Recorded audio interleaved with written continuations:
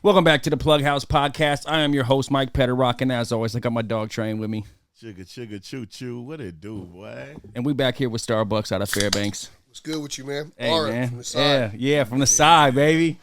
From the side. This podcast is sponsored by Magic Media. You can hit them up on TikTok and Instagram on @theglamourBard, GLAMOURBARD. Anyways, we had I feel like it was just recently that you were here, but you were like, man, that was 6 months ago. Yeah, it's November. Yeah. So we're back today for a special episode because you got to knock some shit out because you're about to go somewhere. Yeah, I got to sit down for a little while, man. I took pled out to 3 years flat, so I do 2 on 3.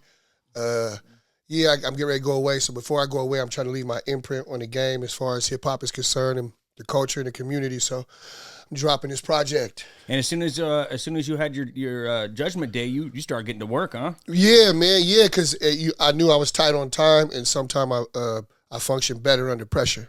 I see you. I see you going live damn near every fucking day. You're in the Rob studio. put me on that shit, bro. Yeah, Rob you said that. Rob put me on that shit. He's like, man, you got to get on TikTok. Yeah. So then I went to I was on TikTok, and I went to the TikTok, and I got over a few thousand followers, and I try to go live. With TikTok, you gotta do a vetting. They do a vetting process first. So I felt like I felt like the government was taking my information. You have to put your driver's license down. Really? Take a picture of yourself. Send them all this shit. And I'm like, man, Just to go live? just to go live. Once you get, I think you have to have 1,000 followers in order to go live. Made me uncomfortable as a motherfucker, man. I felt like it was like a lineup picture. Yeah. Like you were applying for a job or something. Yeah. So I did that, and then I couldn't go live. And Ross just like, hey, man, you really have to utilize that because that's the way people want to see. Yeah. Right? They want to see the process. They want to be able to tap in immediately and talk to you. Yeah. So I went live a few times. I don't know if I'm gonna be on that shit no more until Do you I'm like done, the TikTok more than the Instagram, or what's popping for you? I'm an Instagram guy, but my algorithm on there is fucked up. It's just. What do you mean? Beautiful women. Oh, you don't like too many pictures. Yeah, I didn't looked at it like the wrong pictures and videos, man. But my algorithm is filled with baseball, beautiful women, and funny videos. So it's rare I can see rap on there. So you got this new album you're about to drop. Yeah, From Me to the Side. Why did you go with that as the title? To the side. Clearly, the side is the south side where you're from. South side of town and where I'm from. Gosh, man.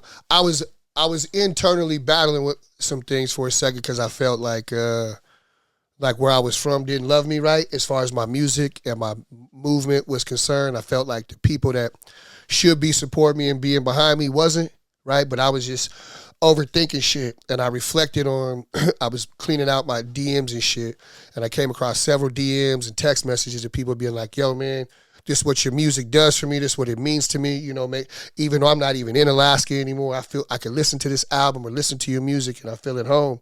So it's just basically, telling my side of town and my city where I'm from, like, this is for you. Like, this ain't for nobody else in the world. Nobody else in the world has to listen to this. But I hope you do, right? And I hope, you know what I mean? So I feel, so. Like, oh, I know where that's at. Yeah, the people, the places, the shit I talk about, you know what I mean? It's for my home, where I'm from. So what's your thought process when you decided to make this album before you had a judgment day? What did you feel like you needed to accomplish? What needed to be on this project? I didn't want it to be rushed, right? And at the time, I was having a really hard time. I wanted to elevate as an artist and as a writer, right? I wanted to get better. I feel like every time I come out, I should get better as an artist. Progress. Right? Yeah. I should progress. And I was seeking higher ground so I could reach for a higher purpose, but I just wasn't. The music I was writing, it didn't inspire. Like, I was like, man, I don't want to put this out. I don't think this is popping. I don't think this is, And I just locked in, man, and I wanted to not only grow, but I wanted to be vulnerable in certain areas, but I wanted to show people that I've grown, but I've become more skilled as a rapper and a songwriter, right? So that's where it came from. But then, with shit, when you under the gun and you tight on time, right? Then you feel rushed. But most people do. But brother, I knew this was coming. I'm at peace, right? Yeah, you was prepared. I'm prepared. I'm at peace. You know what I mean? This is the hardest thing I have left to do. You know what I mean? Is to complete this album and this project. You know what I mean? So I'm at peace. I'm locked in. I'm focused. And all it takes is 1 or 2 records. I've been working with my sister. I hadn't worked with my sister in over 10 years. She's a phenomenal singer and songwriter. And when you love somebody, right, you have a relationship with them. You can't always have a working relationship because it's difficult, right? You bump heads and family shit. And business. It's family and business. You don't want to mix that shit. But me and my sister unpacked a lot of things. And so she's on this project several times in the form of singing and writing and penning shit with me, you know what I mean? And just trying to take this shit to the next level. So how did you figure out who you wanted to feature on this album? Did you make a list first? And then, yeah, and there's still a couple people. There's some people that I reached out to and I got music with them, but it didn't fit the pocket or direction of the album. But that's just more ammo, you know what I mean? And I've thought about, shooting some of those records. Hey, you keep the record. It's for you. Just put it out. You know what I mean? Tag me in it, whatever. But I felt like this was kind of like my All Eyes on Me. If you go back to Pac's All Eyes on Me, has several features on it, right? Yep. I want to show that I could carry the weight. I think my last album, I showed that I could carry the weight of an album and keep people interested by going most of it alone by myself. So most of those records on that last album is just me, all 3 verses or 2 verses and writing hooks and being there, you know what I mean? And only incorporating a sprinkle of people. In this particular project, I got several records where I carry the weight. It's just me. But there's people that I wanted to inspire people, right? I wanted to show people in the culture, like, yo, my nigga, we really with the shit. We over here. We got it going. We got it moving. And I wanted to show more unity than anything, right? Like, even though I'm from Fairbanks, right, the south side of Fairbanks, I fuck with some Anchorage niggas from the east side, from Fairview and Mountain View, and just to show people, like, you know what I mean? I fuck with people from different walks of life. You know what I mean? So that's all. Just, I really wanted to touch on that, but like I said, I really wanted to make it like hey, this is like a open letter, right? Yep. And a confession to my town and my city where I'm from, like, I love you. You know what I mean? And I always want to come out and I always want to represent you well and set the bar high. Now, when I was messaging you and I was like, let me get, maybe some songs or a track list, and you wouldn't give me nothing. Yeah, I'm a At weird. first you were like, no, I'm not trying to keep it to myself. And I'm like, I need something so I can do my part as the interviewer. Because I want it to be a treat, man. I want some of it to be a treat when you hear it, like opening a present, right? Yeah, yeah. I don't want to be spoiled and get some of it and then get the album and then you're like, it's not, it don't have that effect on you. I respect that. But because a lot of the music, there's only a small handful of things that I have to do to create, to finish it, to complete it. It's just some touch-up work. But a lot of the records are done, right? They're done. Did you have you jotted a list of 10, 12, 17 songs and be like, these are the ones that are going to be on the album? Or that's the process I'm in now, the cutting process, right? It's like when niggas is trying out for a team, each day that goes by, you listen to the record more, or you critique the record more, or you arrange it, or you change shit, and then you go back and listen to it, and you be like, you know what? This one ain't going to make it. Do you have a set number? Like you want X amount of songs? 15, right? Okay.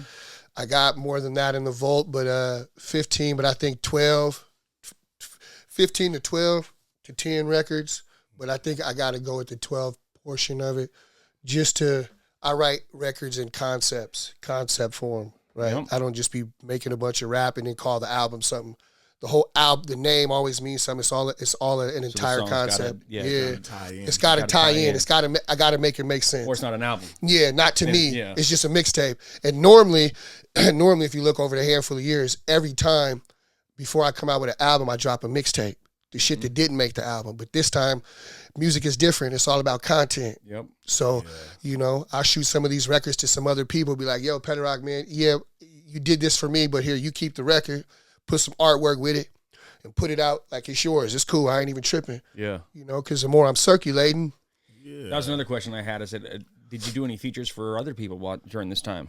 It was really hard, man, because I tried because I'm one of those artists, man, where like I pour everything into what I'm doing, right? I stopped listening to people's music. I don't want to be influenced by anybody else. I don't want to be said that I sound like somebody else. I don't want to steal a nigga's flow pattern. I don't want to do none of that. And I'm selfish. I don't want to give you a gem, right? I've done that before, like, God damn, I should have kept that verse. Yeah. You know what I mean? Yeah. Like, I was cooking with hot grease. I should have kept that verse. But no, man, so Yeah, I did some. I did some for Jay Simmons. I got to stop in Portland for a day and do one with my homeboy Absolute. Shout out Absolute, man. I got to do a record for him with him, and then I got to do one for Snarly Brown. So this is the stuff I got to complete for other individuals, and I'm close before my timeline. So I'm under the gun a little bit as far as my features are concerned. I did one for a homie out in Oregon, my homie Maxwell. He shot me some bread. I was in the area, and I was just in my bag that day, and he was like, "Yo, you're here?" I was in Eugene, Oregon. He's like, "You're here?" I was like, "Yeah, brother." He said, "Man, can I get you in the studio, OG?" He's like, "I got some money for you and everything." I said, "Shit, nigga, I'm pulling up right now. I'm about my paper." I would have did it for free, but you talking money? Yeah, we on the way. I got you. Now I'm going. We on the way. Yeah. And that says a lot about him and what he think about you, though. It did. And you know what? And it made me feel good. Because he said, "Do you remember me?" I was like, "Hell yeah, I remember you, man. I met you through my homeboy, Dusty Fuller. I knew who I met him through Dirty. I was like, I met you through 30, man, and yada, yada, yada." He's like, I said, "Man, I'm surprised you remember me." He said, "Man, you OG out here. You a legend, man. Like, I remember, you know what I mean? Yada, yada, yada." He said, "I own a restaurant now, and me and my wife, and I got a studio, and yada, yada, yada. I got my dude in there, my engineer, and he shoot videos, slide through." He said, "I'll shoot you." He said, "I'll shoot you some bread, and you could tap in with my man for some free content." I was like, "Yeah, I'm on the way." My son, I was sitting there with my son watching TV. He said, "Where you going?" I said, "Dad finna go get bust a rap check real quick." Yeah. "Oh, whatever, nigga." I said, "Watch." I said, "Watch. I'm finna go get this money and come right back. This gonna take me about 2 hours." If someone was gonna send you a feature, does it have to be mixed and all that, or could it be rough? It could be rough, brother. It could be rough because what I do is when it come to me on my end, I'm gonna care for my end. So when you get it back, you're gonna be like, you're gonna make sure you care for your end. And sometimes there's some young niggas that I know, I'll be like, "All right, shoot the session over. Don't just shoot the wave, shoot the whole session over." And I'll get with my guy, we'll go in there, I'll make him touch you up, you know, because sometimes you want to give a hand up to another young motherfucker or somebody trying to make their way. Yeah. Here, brother, here's how your shit should sound. Yeah. Right? It's quality. We want quality. We want quality over quantity, you know? Absolutely. Yes. And so how much time are you spending in the studio right now?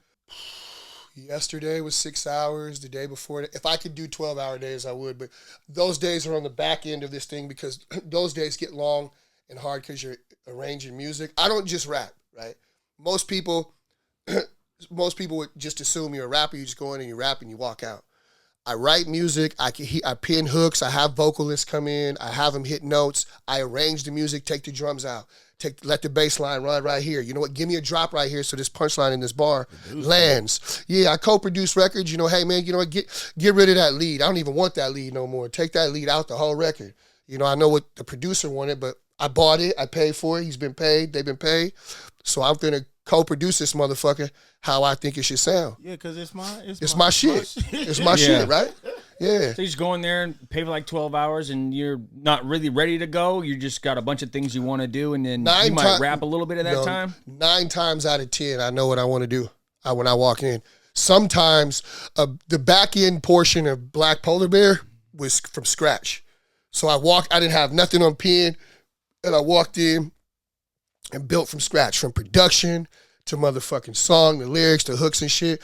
And I normally never work like that, but the vibe was so good and the music just kept coming out. And I was proud. I liked a lot of music, so I was just like, fuck it, we gonna run with it. But most of the time, my shit is ready. I go in, I be like, "Look, Pedrock, you finna come in, you gonna sing it like this, right? You gonna do it like this. Hey, Raw, we gonna take this bass line out, or we gonna have the bass line in, or we gonna do this, you know? And that's how I do it. That's how I work, you know? Way more than a rapper. Yeah, I consider myself an artist. Like, yeah, because I'm a fan of music. If I could sing, niggas would be sick of me. They'd be like, "Here come this singing ass nigga Mike, man." That singing, rapping ass. Yeah, here come this singing, rapping ass nigga, and crack your melon. Sing to your bitch and crack your melon, nigga. But I can't sing to save my life, nigga. I can't sing nothing. They had me in there the other day. I got a breakdown at the end of one of my verses, and we on live, and Keola done put the auto-tune on me. Oh man! And I'm on live, and I'm like, man, this is not for me. I said, we gonna try. What I'll do is lay this shit down for a reference track for my sister, so she can see the pockets that I'm in, because she gonna be able to figure out the notes. Yeah. You know what I mean? She'll see the pockets, how I'm hitting this shit. We gonna get this to her. But Slice called in while I was recording. He called in because he was watching it live. He's like, hey, put this auto-tune on him like this and do it like this. And he said, hey man, sing that shit soft and airy. I said, man, I don't know how to do that shit. Yeah. He said, I know you uncomfortable. It sounds weird. Just do it. So I ended up doing this shit, man, and did it fit better? It was all right, but then I'm one of them. Still not you. It wasn't me. So I slept on it. I woke up early in the morning. I barely been sleeping. That's why I got these shades on. I woke up early in the morning and I took a shit and I listened to that shit. I said, I'm not putting this on this. I said, this is not going on this shit. I said, my sister finna come in here and finna have her brother's back and polish this shit off, because this ain't for me. Right, huh? Oh yeah, man, yeah. It's good to have a reference though. It is. And I feel like I learned that in working with her, right? Because I can't communicate in singer vocabulary and lingo. I don't. I can't. And then I'm over here like do, re, mi, fa, sol, la. And they looking at a nigga like, wait, what are you talking about? Yeah. But they get it. The singers get it. The singers get it. Normally when I deal with vocalists, I let Raw communicate with him, because he's like, hey man, shut up, you confusing him. He's like, you fucking up the motion. So he's recorded all kinds of people, so I'm sure he knows multiple languages. Extremely skilled, man. Extremely talented. I think what most motherfuckers don't understand, and I'm standing on this, and I feel what people don't realize is Raw Beats is probably one of the most influential people in the hip hop culture in the state of Alaska. Absolutely. You got to come through Raw, right? You got to. He moved to Houston. That's why I be going to Houston, because I've been working with Raw since 2006, 2007, brother. Like. We gotta. Not only do we have a business relationship, but we got a friendship. He'll talk crazy to me, nigga. That shit is whack. Yeah. As he should. Yeah, as he should. Be like, man, Mike, don't do that shit. Look, come out the booth. I'm gonna tell you right now. I'm gonna show you. You know what I mean? I saw you on the live the other day. You were replaying the songs back, and you were catching some of the lines you were saying, and you're like, well, I got to fix that. The COVID line or whatever, you put too much in there, and you didn't get it off. Exactly. I see a lot of people these days, these younger kids will just be like, oh, it's good. No, you need to listen to that 100 fucking times, and then be like, I could have said that one line better. And it's worth it to go back and fix it. Fix it because it keeps the continuity of the whole record. Yeah, it keeps the continuity of the whole record. So that's important. That's what I was doing yesterday, and then I went in and worked on some music yesterday. That was difficult for me to do, but I had to get it knocked out. I kind of saved it. You spend more time replaying it than you do recording it.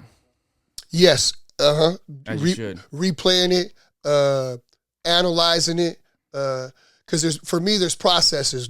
There's the come up with the concept, then there's the write it. Right? Mm-hmm. And then just to make sure the shit's right, you go through the editing process. So now I'm rapping my shit to myself. Like, I got to take that word out, put this word in. And then once I complete that, I say, all right, I'm going to go in here and knock the record out. Then I go in and knock the record out. I listen to it another day. All right, I can fix this. I can pause here. I can breathe there. I can do that better. So I'm going to go back. I'm going to fix that area. And then the next step of the process for me is once I got the lyrics and I'm in my pocket and all my shit right, I go back and I say, all right, now I'm going to listen to this from an artistic standpoint. All right, where I'm going to take this, I want this punchline to land, so I'm going to give a drop. I'm going to make sure I have a drop right here, right? Or I hear somebody singing on this shit, they just going to sing a little bit. They're not going to sing a lot, and they're just going to sing in this spot right here. Right, so that's the whole creative process for me, because it's not just go in and rap and walk out and don't touch it no more. Mm-mm. Right? I call it a slow brew. They say, man, you Starbuks, but I said, this is slow brew on this side, brother. Yeah. Do you punch in a lot or what? Some records. I had a record that's really dope, man. It's called Psilocybin Project Pat Flow. And it's a different bounce for me. It's a different pocket for me. Okay. And so I had to punch that motherfucker in, but that bitch is ride, like bro. Every line or? No, a lot of them. Because you have to, in order to get it off and to get it to land right, you need to make sure that you have a good breathing control, right? And pronunciation. So in this record, there's a lot of pronunciation, right? Mm-hmm. And bouncing in pockets. Very particular. Yeah, very particular. So if you're going to come off on it, you're going to bounce on it, you got to do it right. But then there's sometimes, nigga, I go in, bam, like Slice recorded Hold On to This. That's not even going on the album. That's just some shit I put out. So Slice recorded Hold On to This. I'm sitting on the bed. He recorded me. I'm sitting on the bed, nigga. Bang. 3 minutes max. Maxed out. Over. Some records like that. I got a record called Razor Ramon, one of my hardest records. My son will tell you this story. My son was young. He was young, and I brought him to this nice studio, and they had a game system in the studio.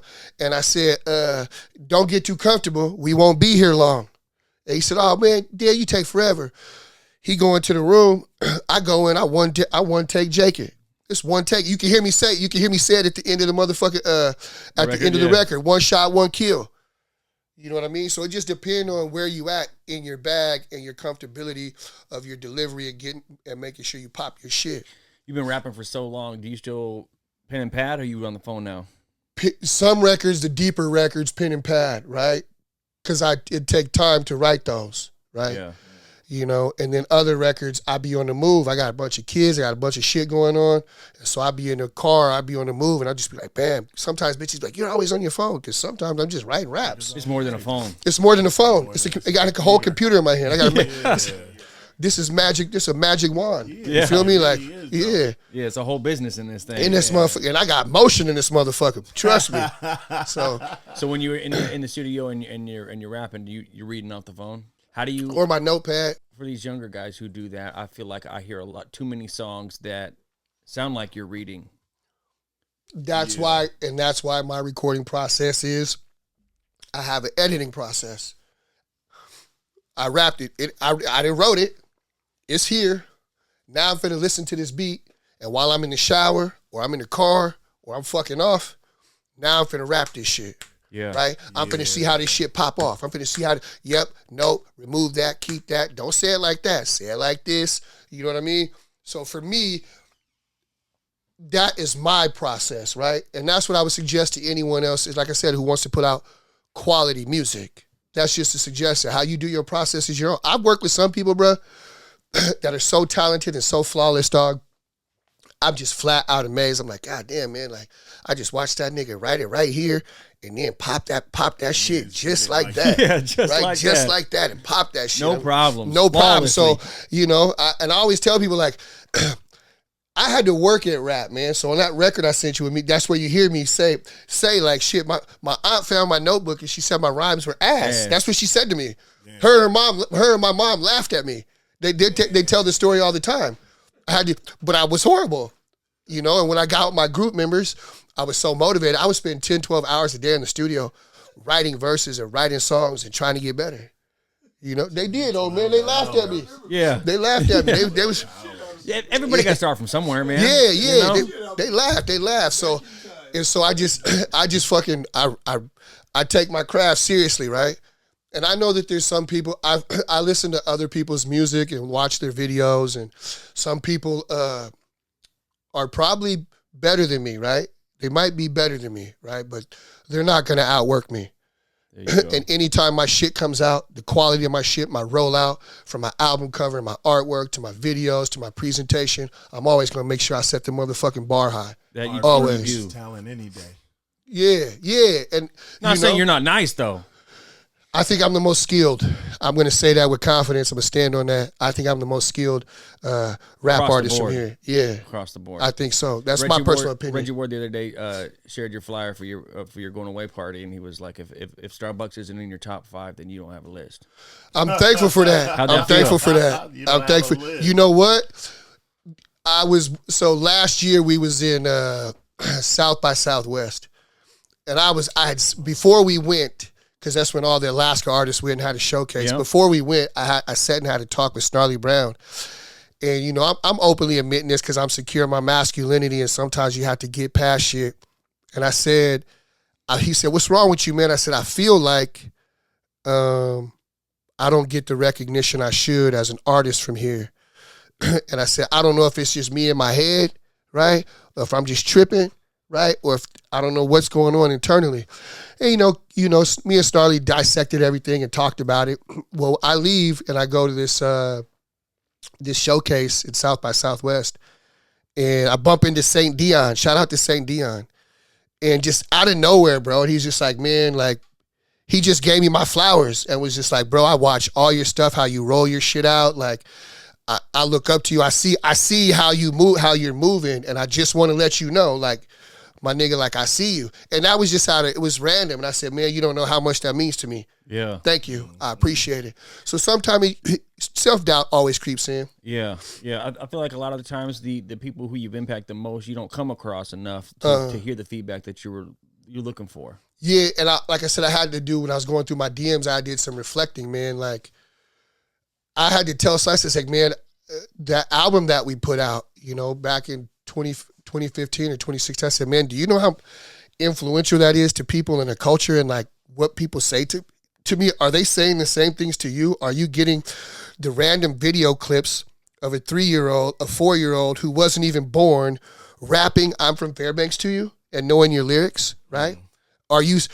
Do you see people of age or older sending you shit about the song Rickard? Like, I'm like, man, I know I'm not the only guy getting this stuff. You know what I mean?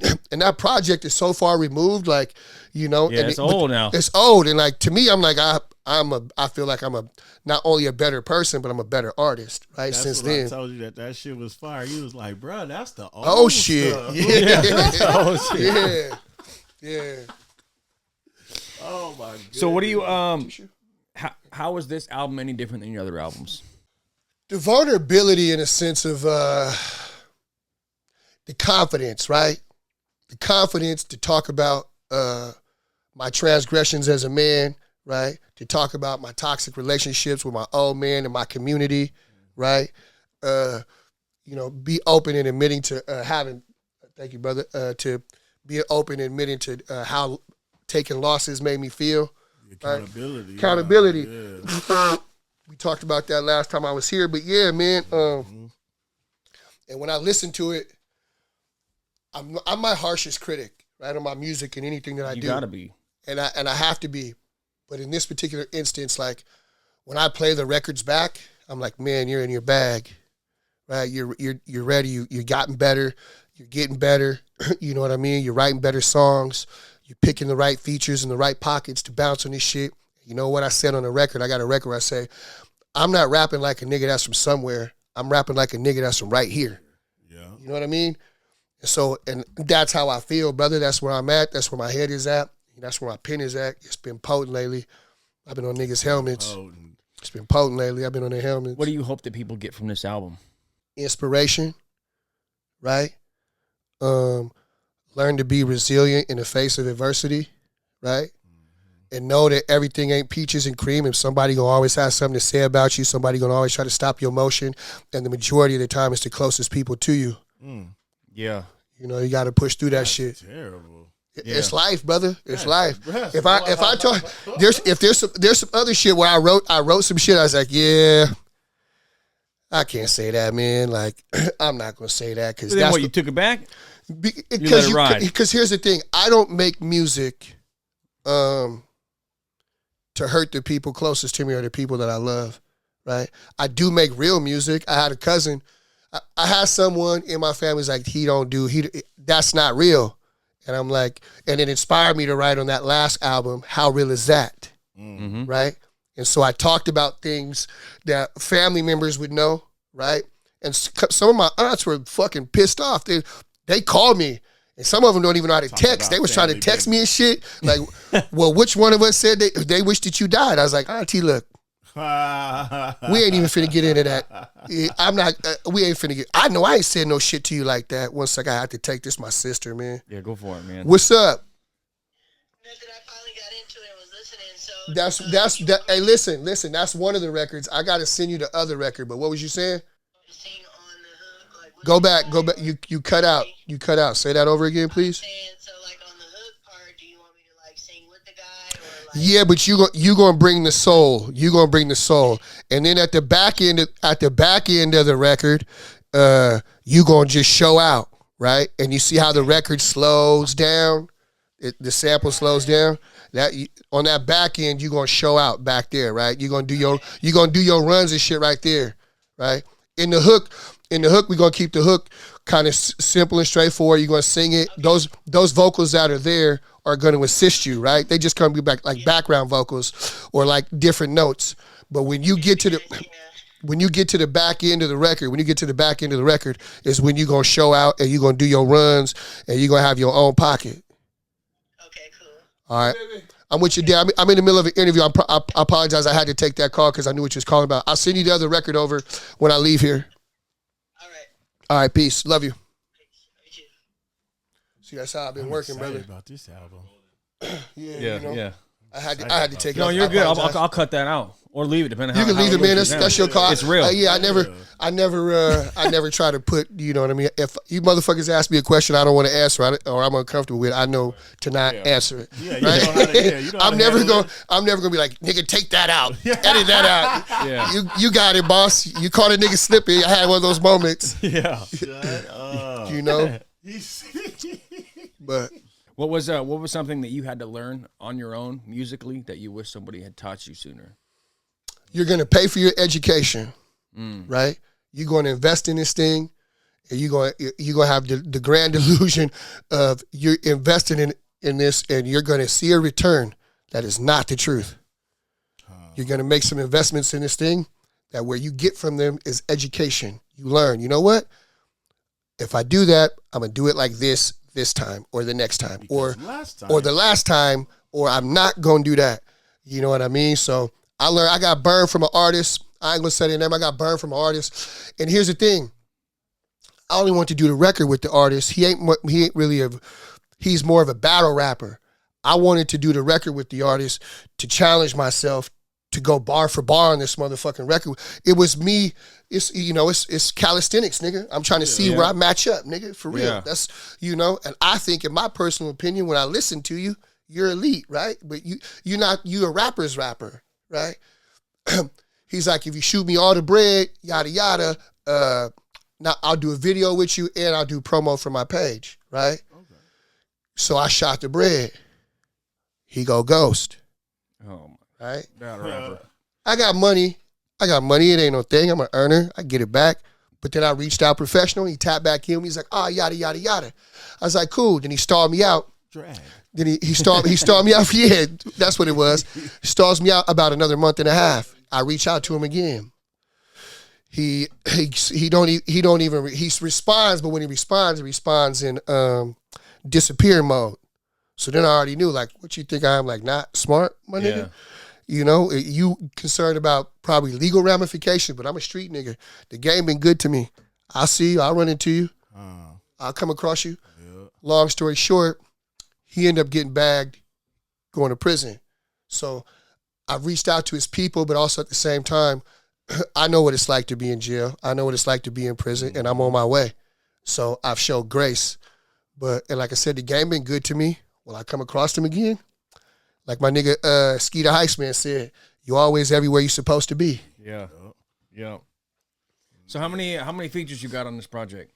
I got features in different capacities. So, and I'm really hoping to get a good feature from Fairview-ish and Bird. I reached out to them, so I'm gonna see how my session goes tonight and see if I can invite them in and we can do something from scratch, right? But I got you never know who's gonna make. I got one record that is definitely making the album. I got a feature with Josh Boots and Red, and I'm keeping my fingers crossed that Joker comes in and lays his verse tonight. But when you sit there and you say, I don't know if I get enough respect from my community that I think I deserve or whatnot, if you can reach out to those two motherfuckers and get a fucking feature, what more do you need?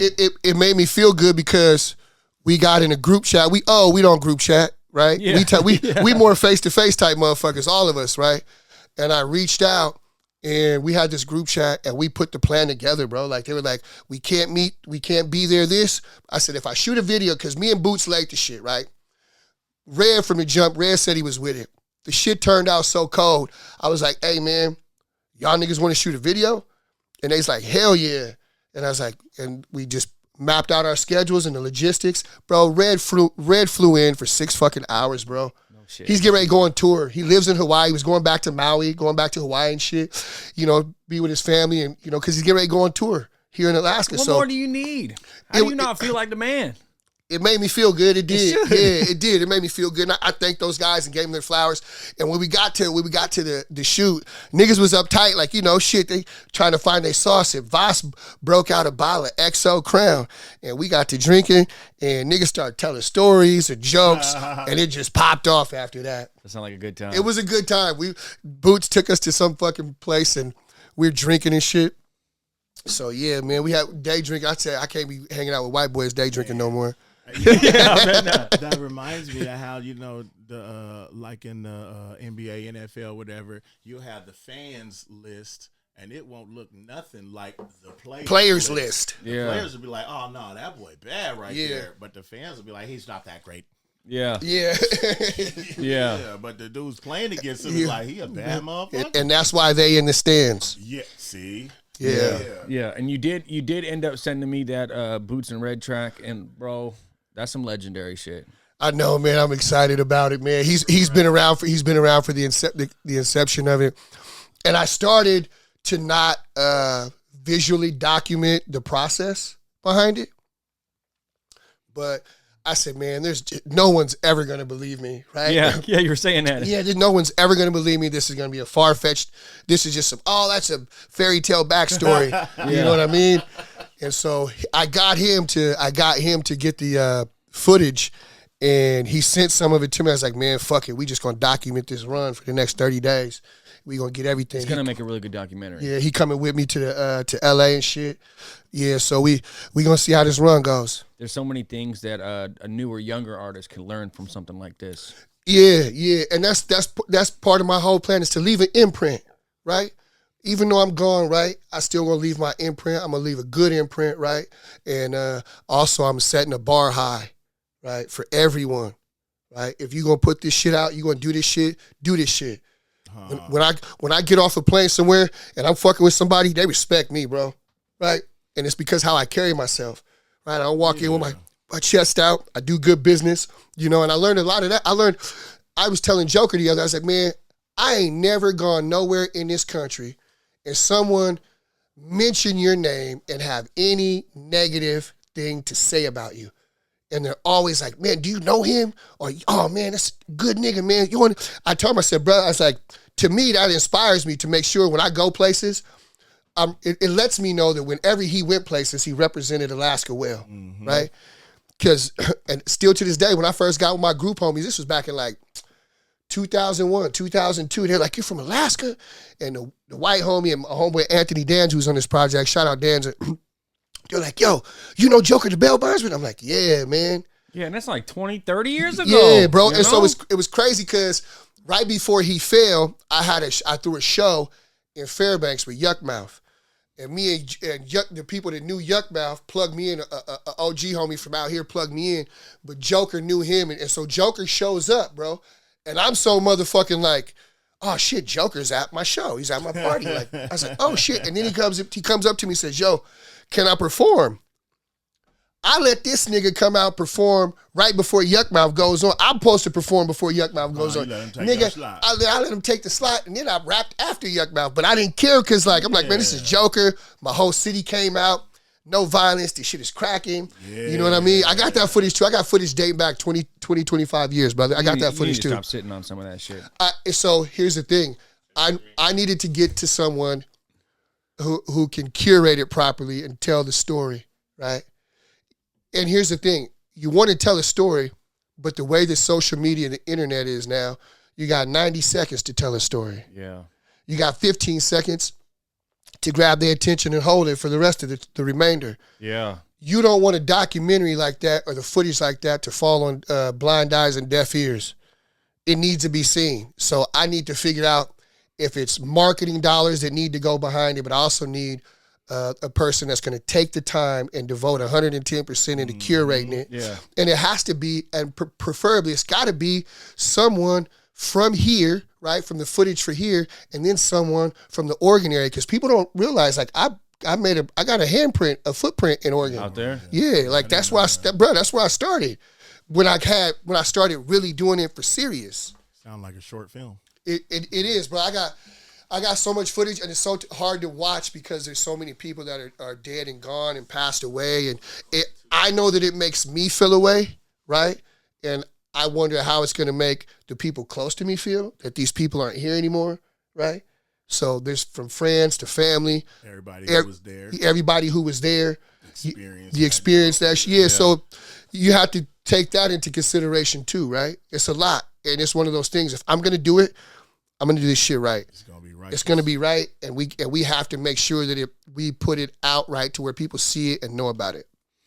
I'm curious to know what kind of records are on this project, since you don't want to give me none.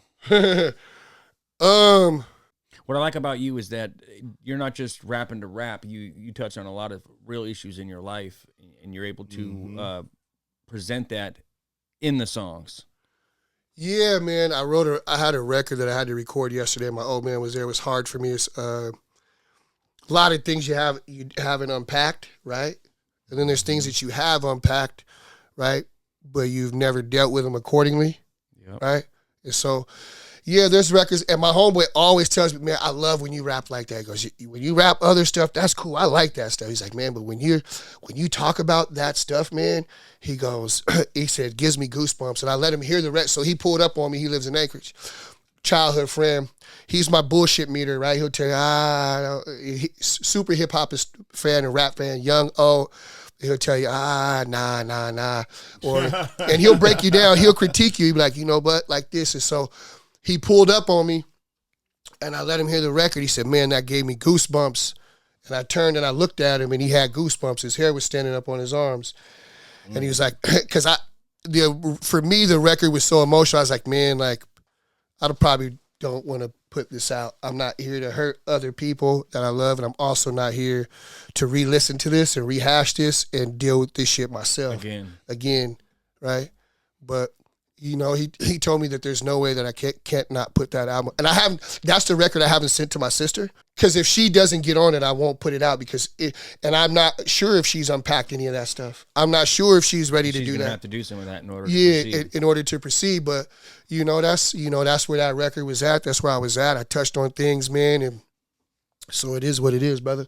But it sounds like some real shit. Yeah. It is. It's tough, man. I got a snippet of it up right now in my story on Facebook, and somebody else messaged me and said the same thing. 2 people messaged me and said the same thing, and they were like, whoa, you know what I mean? I saw you had, you went live last night, and you had your old man in the studio. He's here today. Yeah, he with me, man. You know, that's my pops, man.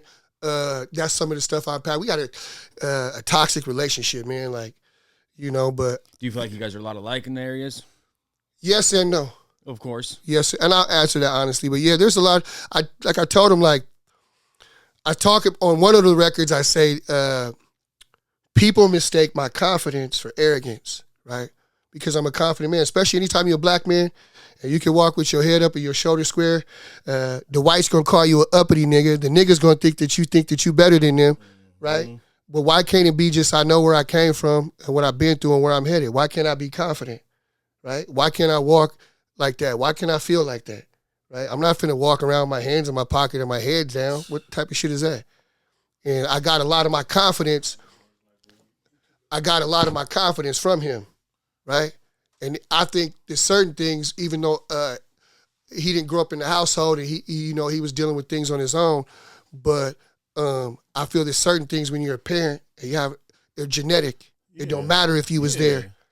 And there's just some confidence that I got. There's some sauce that I got. I got it from him. Yeah. Right?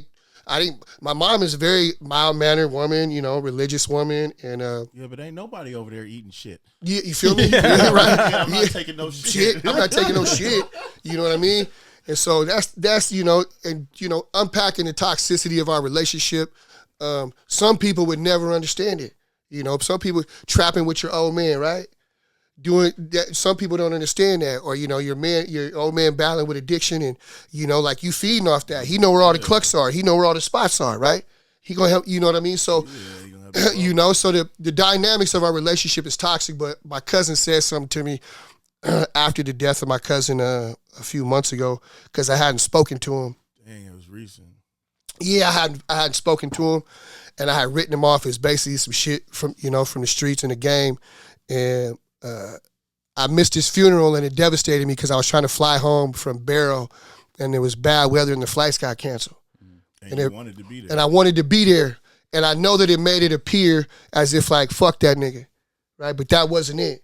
People gonna have their opinion, but my flight got canceled. I ended up coming home 3 days after his funeral, and I was sitting with my cousin, and we was talking. He was like, "Cuz, you got to learn to let certain shit go, man." He said, "Man, you know my relationship with my mom, and it was tumultuous and abusive and so on and so forth." He said, "Cuz, I let that shit go." He said, "You got to learn to let shit go, cuz," you know what I mean? And it resonated with me because it hurt me because I loved my cousin, man. We were in the same age group, bro. Like, and like, when I look back at it, you know, we let the game come between us when we never should, right? We spent time together, nigga. We split candy bars in half. We shared soda pops and chips and shit, nigga. Cut each other's hair, shared clothes and shit with each other before the bitches and the money and the shit from the streets ever came into play, right? And you have to, little nigga. Yeah, you have to lean on that. Yeah. Right? You have to lean on that. But it's hard when you a man and you set in your ways and he's set in his ways, right? So you like, man, fuck that nigga, man. But that hurt me. And when he said it, he said, we were just me and him in the bar. And when he said it, it ate me up for the next 2 days I was there, for the next day and a half I was there. And I said, I have to learn to let certain shit go. There's certain things I don't never let go. But I don't hate my old man, right? And I understand the game. I come from the game, right? Being in the game, having multiple children, moving fast, living fast. You know what I mean? And so I always was civil to him because I respected the game, right? And I knew how the game was. But I had to let that shit go. And so over the last handful of weeks and months, you know what I mean? I had to let it go. Like, just, hey, man, like, move on from that shit. For you. Yeah, for me. It don't even have to be for him. It's for me. For you. You feel me? So that peace of mind. Right? I let it go back when we played as kids, but things changed. It changed. You know what I mean? That's the way it is. It's the way it is. Fucking Guapo, you look like you about to get out of here. Yeah. I knew you were standing around waiting for something. I didn't forget. I got this stack of double XLs. I know some of these I told you got your name on them because your old man's in there. Okay. Let me know. Book some podcasts. I'm here. Yeah. I got you. I ain't forget. Love, bro. Yeah, I'm sure. Thank you'll you, be brother. back.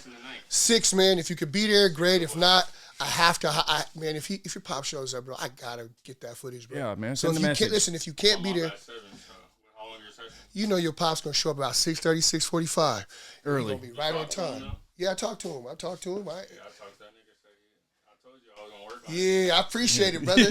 I appreciate it. Look at you doing everything you can to make it happen. I had to, man. Yeah. I had to, brother. So it's important. I'm thankful. Drive safe, young fella. Oh, yeah, I'm gonna get up with you tonight. I'm off at 7, so. Yep. He gonna slide at the right time. Thank you. We're gonna wrap this up, and we could do a few random questions. Yeah, it's about time for talk a bathroom about my break. Website and shit too. Yeah, we could do that in the beginning of the wrap it episode. up. You got anything you want to add here to close this one out? From me to the side, May 24th, May 26th, either day is dropping. It'll be on all DSP platforms. It'll be an explicit version, an edited version, so my niggas in the penitentiary can get it. There'll be a documentary coming out behind it. If you tune into Reggie Ward's radio station, the weekend of, he gonna play the album from front to back because I got an edited version for him to play on the radio. And I feel like this is my best work. Thank everybody that was behind it. We've been on a time crunch, but most importantly, watch the documentary, the mini doc, so you can see, you know, the push this last 30 days before I remand and what I put into this album, what I put into this record. And this ain't for me. This ain't for the rest of the world, man. It's for my city. It's for my town. It's where I'm from me to the side. Yeah. What you got? Shit, bitch, I'm from Fairbanks. Yeah. All right, y'all, stay tuned, man. Yeah. Don't make me walk this chopper. Big whip, you know we riding. No place for you to hide and drop location and we sliding. Don't make me walk this chopper. Don't IG flex, we cool and pull a hop out with them shoulders. Boy, you